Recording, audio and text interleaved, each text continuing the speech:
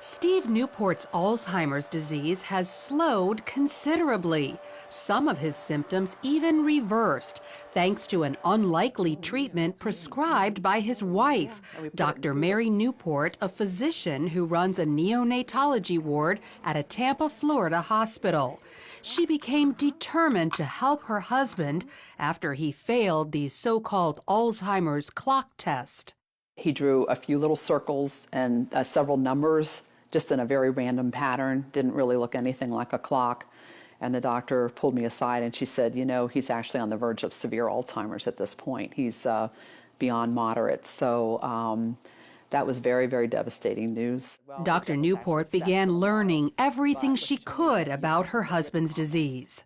It appears to be a type of diabetes of the brain, and it's a process that starts happening at least 10 or 20 years before you start having symptoms. And it's very similar to type 1 or type 2 diabetes in that you develop a problem with insulin.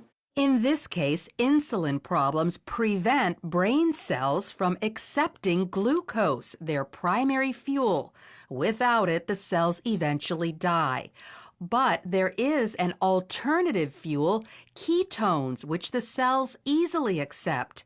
Ketones are metabolized in the liver after you eat medium-chain triglycerides, which are found in coconut oil. So Dr. Newport added coconut oil to Steve's diet.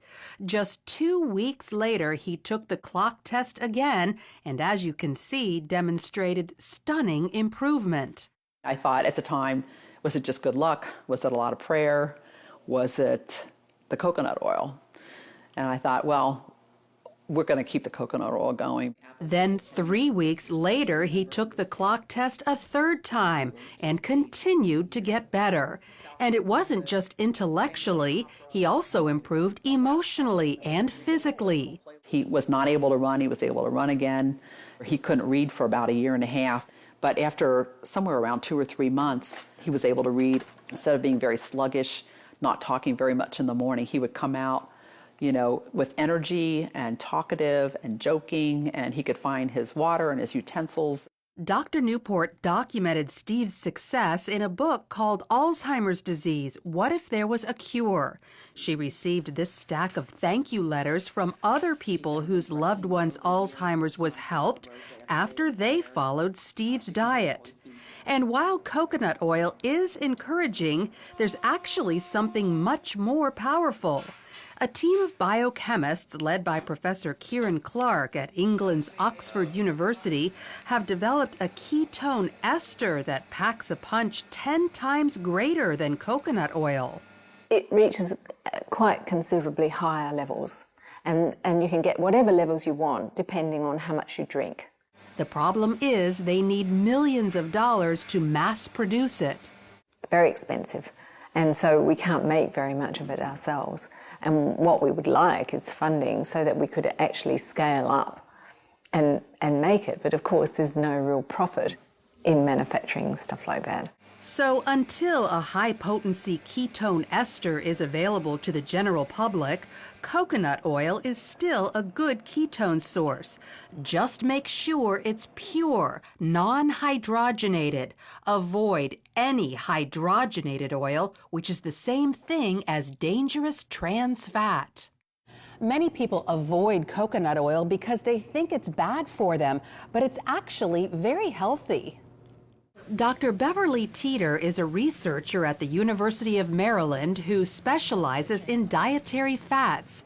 She says years ago, coconut oil was criticized for raising cholesterol, but scientists have since learned there are 2 kinds of cholesterol, LDL, the bad kind, and HDL, which is very good for you and is the kind coconut oil raises.